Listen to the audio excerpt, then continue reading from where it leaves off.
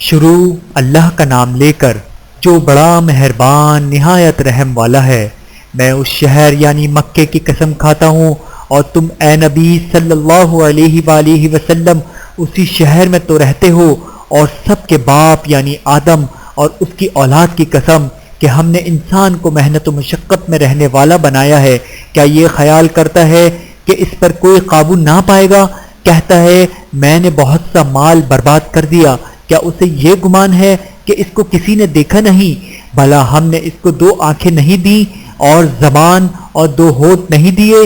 یہ چیزیں بھی دیں اور اس کو خیر و شر کے دونوں رستے بھی دکھائے، مگر یہ گھاٹی پر سے ہو کر نہ گزرا، اور تم کیا سمجھے کہ گھاٹی کیا؟